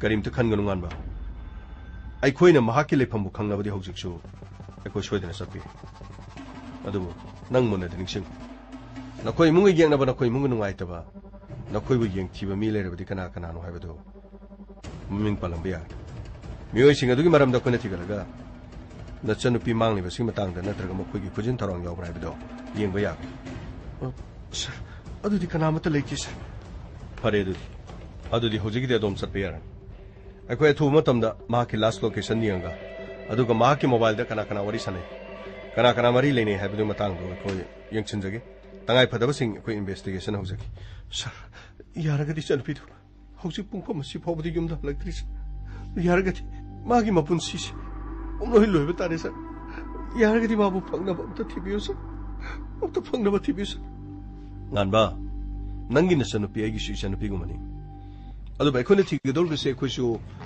ꯀꯗꯥꯏꯗꯅꯣ ꯑꯩꯈꯣꯏꯅ ꯊꯤꯗꯣꯏꯁꯦ ꯍꯥꯏꯕꯗꯤ ꯃꯍꯥꯛ ꯑꯗꯨꯒꯨꯝꯕ ꯃꯐꯝꯗ ꯆꯠꯈꯤ ꯃꯗꯨꯗꯒꯤ ꯍꯜꯂꯛꯇꯕꯅꯤ ꯅꯠꯇ꯭ꯔꯒ ꯑꯗꯨꯒꯨꯝꯕ ꯇꯤꯟꯅꯩ ꯑꯗꯨꯒꯨꯝꯕꯗꯨꯗꯒꯤ ꯍꯜꯂꯛꯇꯕꯅꯤ ꯅꯠꯇ꯭ꯔꯒ ꯃꯍꯥꯛ ꯑꯗꯨꯒꯤ ꯅꯨꯄꯥꯗꯨ ꯈꯪꯅꯩ ꯅꯨꯄꯥꯗꯨꯒ ꯃꯍꯥꯛꯀ ꯆꯠꯈꯤ ꯃꯇꯝꯗ ꯅꯨꯄꯥꯗꯨꯒ ꯄꯨꯟꯅ ꯍꯜꯂꯛꯇꯕꯅꯤ ꯃꯗꯨ ꯑꯣꯏꯔꯕꯗꯤ ꯑꯩꯈꯣꯏꯅ ꯊꯤꯒꯠꯄ ꯌꯥꯕ ꯃꯥꯒ ꯇꯤꯟꯅꯕ ꯅꯨꯄꯥꯁꯤꯡ ꯈꯪꯅꯕ ꯃꯍꯥꯛꯀꯤ ꯐ꯭ꯔꯦꯟ ꯑꯣꯏꯅ ꯇꯤꯟꯅꯕꯁꯤꯡ ꯑꯅꯛꯄ ꯀꯅꯥ ꯂꯩ ꯍꯥꯏꯕꯗꯣ ꯌꯥꯔꯒꯗꯤ ꯌꯨꯝ ꯌꯧꯔꯀꯥꯟꯗ ꯑꯩꯈꯣꯏꯗ ꯅꯝꯕꯔ ꯄꯤꯕꯤꯔꯣ ꯅꯠꯇ꯭ꯔꯒꯅ ꯀꯣꯜ ꯗꯤꯇꯦꯜꯁ ꯔꯦꯀꯣꯔꯗꯇꯒꯤꯗꯤ ꯑꯩꯈꯣꯏꯅ ꯑꯌꯥꯝꯕꯗꯤ ꯈꯪꯒꯅꯤ ꯑꯗꯨꯕꯨ ꯃꯇꯝꯗꯤ ꯈꯤꯇꯪ ꯆꯪꯒꯅꯤ ꯑꯗꯨꯒ ꯃꯔꯛꯁꯤꯗ ꯅꯈꯣꯏꯅ ꯀꯔꯤ ꯆꯤꯡꯅꯕ ꯌꯥꯕ ꯑꯗꯨꯒ ꯅꯈꯣꯏꯅ ꯍꯥꯏꯅꯤꯡꯕꯗꯣ ꯑꯩꯅ ꯄꯤꯔꯤ ꯅꯝꯕꯔꯗꯨ ꯀꯣꯜ ꯇꯧ ꯐꯅꯤ ꯁꯥꯔ ꯑꯗꯨꯗꯤ ꯁꯥꯔ ꯑꯩ ꯑꯃꯨꯛ ꯐꯅꯤ ꯌꯧꯕꯤꯔꯣ ꯁꯥꯔ ꯀꯩꯗꯧꯔꯦ ꯒꯥꯃꯩ ꯁꯥꯔ ꯑꯁ ꯀꯔꯤꯅꯣ ꯍꯧꯖꯤꯛꯄꯨ ꯃꯆꯟꯅꯨꯄꯤ ꯃꯥꯡꯈ꯭ꯔꯦ ꯍꯥꯏꯁꯤꯕꯨ ꯁꯥꯔ ꯆꯦꯟꯕ ꯆꯣꯡꯕ ꯑꯣꯏꯔꯝꯃꯣꯏꯗ꯭ꯔꯅꯦ ꯁꯥꯔ ꯀꯔꯤꯅꯣ ꯂꯨꯍꯣꯡꯒꯗꯕ ꯂꯩꯕ ꯅꯨꯄꯤꯁꯤꯡꯗꯨꯁꯨ ꯍꯥꯏꯅ ꯁꯤꯡꯅꯔꯒ ꯃꯃꯥ ꯃꯄꯥ ꯆꯪꯅꯔꯒ ꯂꯨꯍꯣꯡꯕꯒꯤ ꯑꯗꯨꯒꯨꯝꯕꯁꯨ ꯂꯩꯇꯕꯅꯤꯅ ꯁꯥꯔ ꯆꯦꯜꯂꯒ ꯂꯨꯍꯣꯡꯕ ꯍꯥꯏꯕꯗꯨꯗꯗꯤ ꯁꯥꯔ ꯃꯈꯣꯏ ꯍꯥꯟꯅ ꯈꯪꯅꯖꯕ ꯃꯤ ꯂꯩꯔꯝꯗꯅ ꯆꯦꯟꯈꯤꯕ ꯈꯣꯠꯈꯤꯕ ꯑꯣꯏꯔꯝꯃꯗꯤ ꯁꯥꯔ ꯑꯃꯨꯛ ꯆꯣꯞꯅꯔꯣꯏꯗ꯭ꯔꯣ ꯁꯥꯔ ꯒꯥꯃꯩ ꯏꯃꯨꯡ ꯃꯅꯨꯡꯅ ꯄꯥꯈꯠꯆꯕ ꯂꯩꯗꯅ ꯑꯩꯈꯣꯏꯗ ꯍꯥꯏꯔꯛꯂꯤꯕꯅꯤ ꯀꯔꯤ ꯂꯩꯒꯦ ꯑꯗꯨꯗꯤ ꯌꯦꯡꯗꯕ ꯌꯥꯔꯣꯏ ꯆꯦꯟꯕ ꯆꯣꯡꯕ ꯑꯣꯏꯔꯒꯗꯤ ꯏꯃꯨꯡ ꯃꯅꯨꯡꯅ ꯑꯁꯨꯃꯥꯏꯅ ꯊꯤꯔꯣꯏ ꯁꯥꯔ ꯑꯩ ꯀꯩꯅꯣꯃꯠꯇ ꯁꯥꯔ ꯀꯔꯤ ꯂꯩꯔꯦ ꯁꯥꯔ ꯍꯥꯏꯕꯤꯌꯨ ꯀꯔꯤ ꯆꯤꯊꯕ ꯂꯩꯔꯦ ꯁꯥꯔ ꯑꯩꯒꯤ ꯏꯆꯟꯅꯨꯄꯤꯒ ꯅꯨꯡꯉꯥꯏꯅꯗꯕꯗꯤ ꯅꯠꯇꯕ ꯁꯥꯔ ꯊꯧꯗꯣꯛ ꯑꯅꯤꯈꯛꯇꯤ ꯁꯥꯔ ꯑꯩꯅ ꯁꯨꯝ ꯅꯤꯡꯁꯤꯡꯖꯔꯛꯄꯗ ꯍꯥꯏꯕꯤꯌꯨ ꯀꯔꯤ ꯊꯧꯗꯣꯛꯅꯣ ꯁꯥꯔ ꯑꯔꯨꯅꯥ ꯀꯧꯕ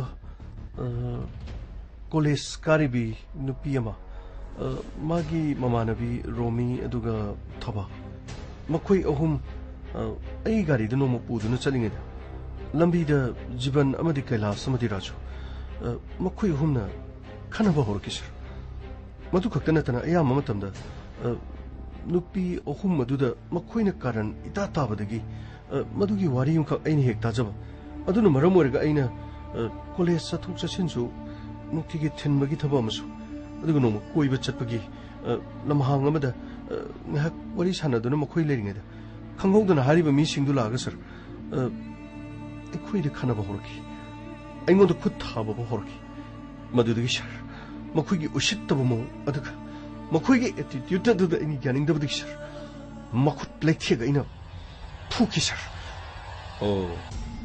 ꯍꯥꯏꯔꯤꯕ ꯃꯤꯁꯤꯡ ꯑꯗꯨꯗꯤ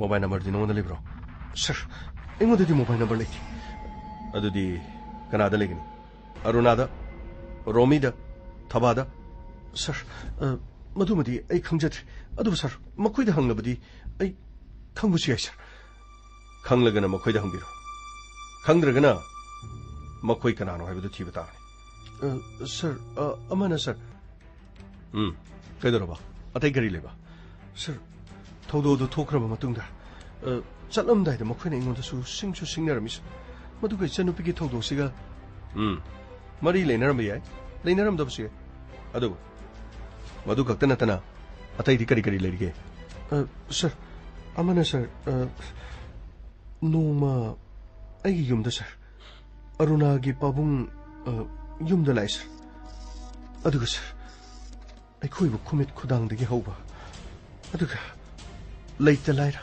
ꯑꯩꯈꯣꯏꯅ ꯂꯩꯔꯤꯕ ꯌꯨꯝ ꯑꯗꯨ ꯁꯥ ꯁꯟꯒꯤ ꯁꯪꯒꯣꯜꯒꯨꯝꯕꯅꯤ ꯍꯥꯏꯗꯨꯅ ꯌꯥꯝꯅ ꯊꯤꯅ ꯀꯔꯦꯝꯅꯔꯒ ꯉꯥꯡꯂꯝꯃꯤ ꯑꯗꯨꯒ ꯃꯆꯥꯅꯨꯄꯤ ꯑꯔꯨꯅꯥꯗꯒꯤ ꯑꯩꯕꯨ ꯂꯥꯞꯅ ꯂꯩꯅꯕꯒꯤꯗꯃꯛ ꯍꯥꯏꯔꯝꯃꯤ ꯁꯥꯔ ꯍꯥꯏꯔꯤꯕꯁꯤꯅꯗꯤ ꯑꯔꯨꯅꯥꯒ ꯑꯗꯣꯝꯒ ꯁꯥꯔ ꯑꯩꯒꯤꯗꯤ ꯊꯣꯏꯗꯣꯛꯄ ꯑꯗꯨꯒꯨꯝꯕ ꯋꯥꯈꯜ ꯂꯩꯖꯗꯦ ꯑꯗꯨꯕꯨ ꯁꯥꯔ ꯑꯔꯨꯅꯥꯅ ꯑꯩꯕꯨ ꯅꯨꯡꯁꯤꯖꯕ ꯁꯥꯔ ꯑꯩꯅ ꯃꯇꯤꯛ ꯆꯥꯖꯗꯕ ꯑꯣꯇꯣ ꯊꯧꯔꯒ ꯑꯩꯅ ꯅꯣꯡꯃꯒꯤ ꯆꯔꯥ ꯇꯥꯜꯂꯒ ꯍꯤꯡꯖꯕ ꯁꯥꯔ ꯃꯁꯤꯅ ꯃꯔꯝ ꯑꯣꯏꯔꯒ ꯑꯔꯨꯅꯥꯒꯤ ꯋꯥꯈꯜ ꯑꯗꯨꯗꯗꯤ ꯑꯩꯅ ꯈꯛ ꯂꯨꯞꯁꯤꯟꯈꯤꯗꯦ ꯑꯗꯨꯕꯨ ꯁꯥꯔ ꯃꯁꯤꯅ ꯃꯔꯝ ꯑꯣꯏꯗꯨꯅ ꯑꯔꯨꯅꯥꯅꯁꯨ ꯑꯩꯕꯨ ꯋꯥꯔꯧꯏ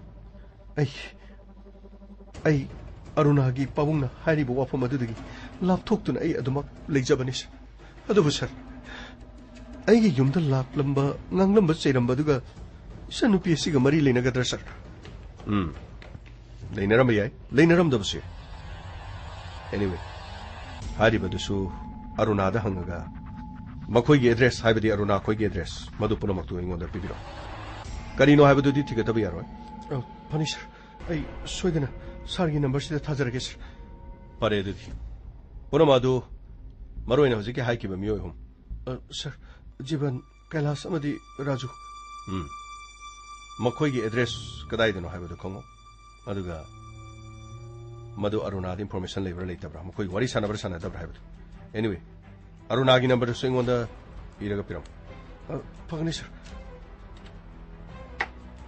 ꯁꯤ ꯂꯩꯖꯔꯦ ꯁꯔ ꯌꯥꯝ ꯅꯨꯡꯉꯥꯏꯔꯦ ꯈꯪꯗꯕ ꯄꯨꯝꯅꯃꯛ ꯑꯔꯨꯅꯥꯗꯁꯨ ꯑꯩ ꯍꯪꯉꯒꯦ ꯑꯗꯨꯒ ꯑꯗꯣꯝꯅꯁꯨ ꯀꯔꯤ ꯀꯔꯤ ꯋꯥꯔꯤ ꯁꯥꯟꯅꯔꯒ ꯀꯔꯤ ꯂꯩꯒꯦ ꯍꯥꯏꯕꯗꯨ ꯑꯩꯉꯣꯟꯗ ꯏꯟꯐꯣꯔꯃꯦꯁꯟ ꯄꯤꯔꯛꯎ ꯁꯔ ꯌꯥꯔꯒꯗꯤ ꯁꯔꯅ ꯑꯔꯨꯅꯥꯒ ꯋꯥꯔꯤ ꯁꯥꯟꯅꯕꯤꯔꯣ ꯁꯔ ꯑꯩꯒ ꯑꯔꯨꯅꯥꯒ ꯃꯄꯥꯅ ꯂꯣꯏꯅꯍꯟꯅꯤꯡꯗꯕ ꯑꯩꯅ ꯑꯃꯨꯛ ꯀꯣꯜ ꯇꯧꯁꯜꯂꯗꯤ ꯁꯔ ꯑꯣꯀꯦ ꯐꯔꯦ ꯑꯩꯁꯨ ꯍꯪꯉꯒꯦ ꯑꯗꯨꯕꯨ ꯅꯪꯉꯣꯟꯗ ꯏꯟꯐꯣꯔꯃꯦꯁꯟ ꯂꯩꯔꯕꯗꯤ ꯅꯪꯅ ꯑꯩꯈꯣꯏꯗ ꯁꯣꯏꯗꯅ ꯍꯥꯏꯔꯛꯎ ꯐꯒꯅꯤ ꯁꯔ ꯑꯗꯨꯗꯤ ꯁꯔ ꯑꯩ ꯑꯃꯨꯛ ꯆꯠꯆꯔꯛꯈꯤꯒꯦ ꯁꯔ ꯐꯅꯤ ꯄꯥꯎ ꯁꯣꯏꯗꯅ ꯐꯥꯎꯅꯔꯒ ꯀꯔꯤꯅೋ ꯍꯥꯏꯕꯗꯨ ꯌꯦꯡꯁꯤ ꯑꯗꯨꯒ ꯅꯈꯣꯏꯅ ꯍꯥꯏꯔꯤꯕ ꯃꯤꯁꯤꯡ ꯑꯗꯨ ꯑꯊꯨꯕ ꯃꯇꯝꯗ ꯑꯩꯈꯣꯏꯗ ꯑꯦꯗ꯭ꯔꯦꯁ ꯄꯤꯔꯛꯑꯒꯗꯤ ꯍꯧꯖꯤꯛꯃꯛ ꯑꯩꯈꯣꯏ ꯇꯤꯝ ꯑꯃ ꯆꯠꯂꯒ ꯀꯔꯤ ꯂꯩꯒꯦ ꯍꯥꯏꯕꯗꯨ ꯑꯩꯈꯣꯏ ꯌꯦꯡꯁꯤꯟꯈꯤ ꯐꯒꯅꯤ ꯁꯔ ꯊꯦꯡꯛ ꯌꯨ ꯁꯔ ꯑꯩ ꯑꯃꯨꯛ ꯆꯠꯆꯔꯛꯈꯤ sir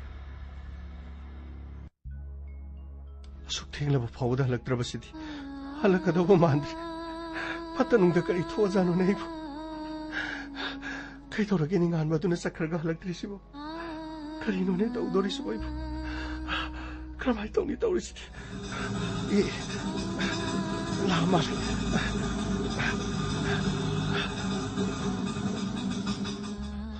이봉아, 그리 하래. 이마, 폴리스들 컴플레인 떨어미 이마. 하도 이마. 아이 디봉 강들. 아이 뭐나세. 그나이들 잘리면 강들. 그나이들 잘리면 알바크. 마기 이마. 낭보 그나이들 잘리면 그리노네 낭나 떠리시고 마기 이마.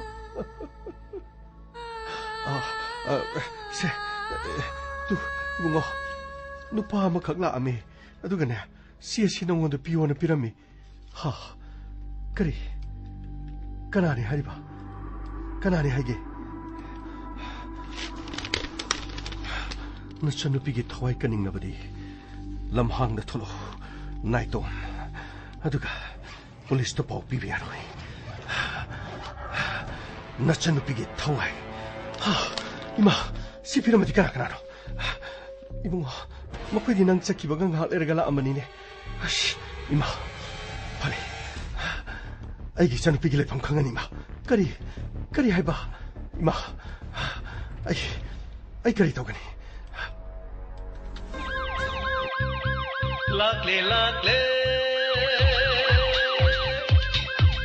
Inspector.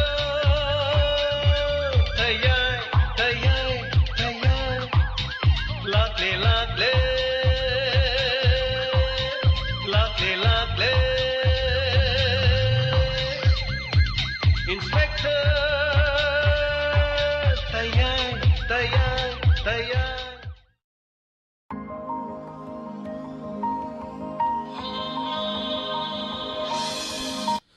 Hanana thakchari santokchariba thorom inspector tayai hajanba tangkak samriga nipu mapan suba tangkak tabiriba punamakpu thakchari YouTube live streaming da miyoi satruk thorom saru yabiri made Facebook live da miyoi kayama thorom saru yabiduna thorom asibu mapung pandiba thakchari ahanbada Facebook live da lebiba singi comment khar patuk sage Purnima Seram thakchari wari seta awada yamna nungai pukning losing oye takpirei Robert Yumlemba Tayai na yai fari na takpirei bisak laima thakchari thorom saru yabirappa Gyan Chandra Soibam thakchari thorom saru yabirappa Film oina episode kharairaga puthokse da James na ebire khoi adugi watu khanna basulai haibtare inspector tayai gi wari mayam sidagi aitare madugi matam sungai minasi koise web series oina lakpagi fibam mamda chulairi aitare so ngai minakise film oina wari phaja phaja ba yauri ba manungda mayam da message piba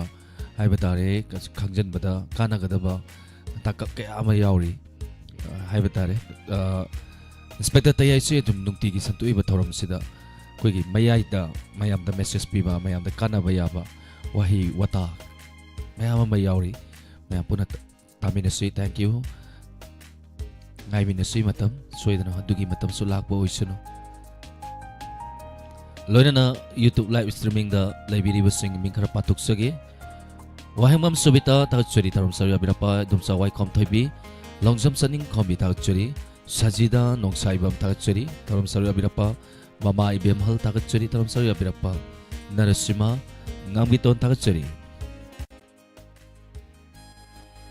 koirauna rabi misna haina sehori bai seni ise sibu saliba James Haigruzam kudok tamjage mayam punna taminasi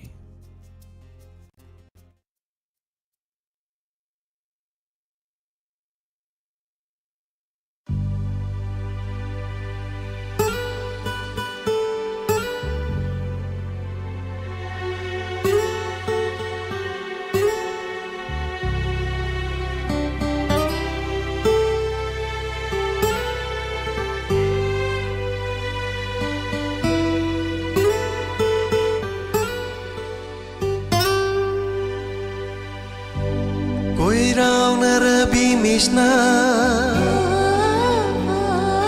Thaja bungam jabi maitho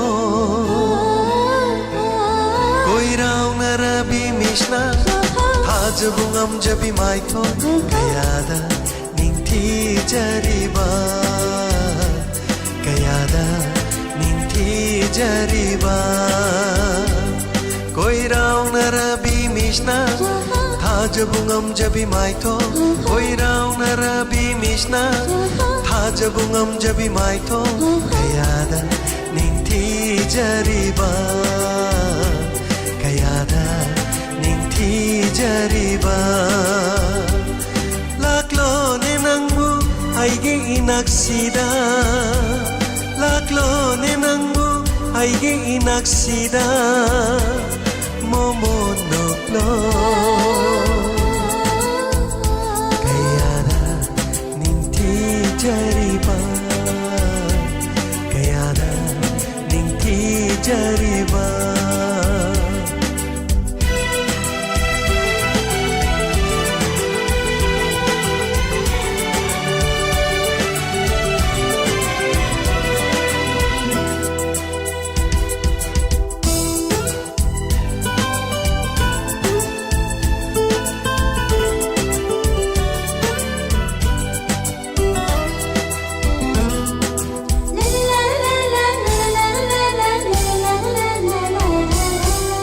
Leirang thambagum ningthi jabi mai thong angang ba leirangum tangang la chimba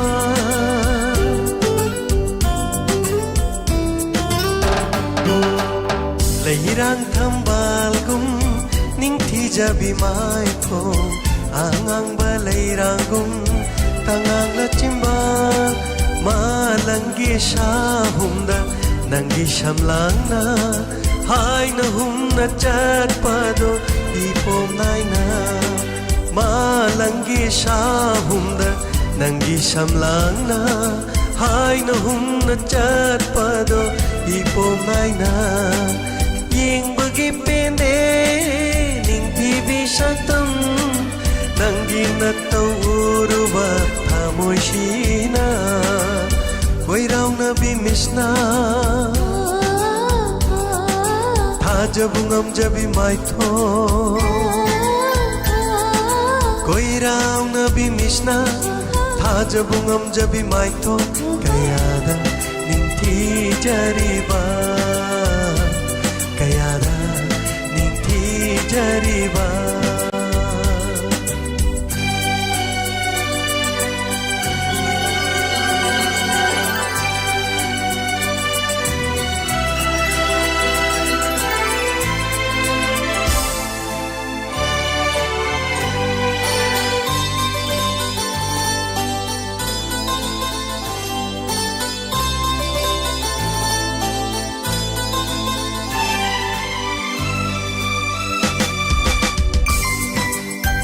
ꯍꯥꯏꯖꯕꯁꯦ ꯌꯥꯕꯤꯔꯗꯤ ꯑꯩꯒꯤ ꯄꯨꯟꯁꯤꯁꯦ ꯀꯠꯊꯣꯛꯆꯒꯦ ꯅꯐꯝꯗ ꯄꯨꯟꯁꯤ ꯆꯨꯞꯄ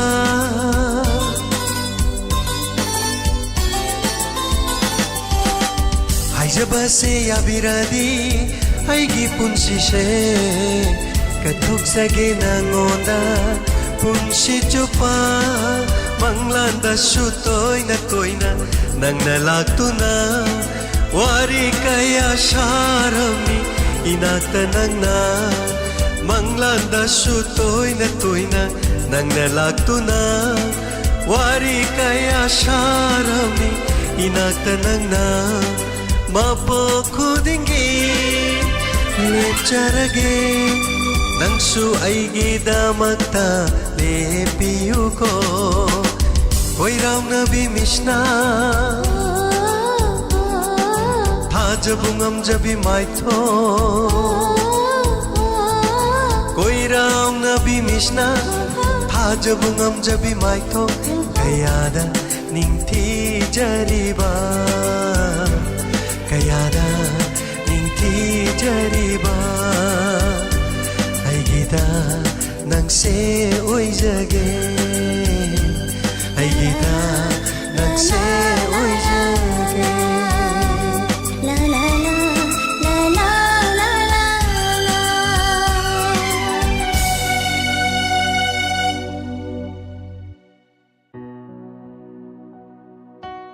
Hana Tatsari, Santosari, but our inspector Tayata Viriba.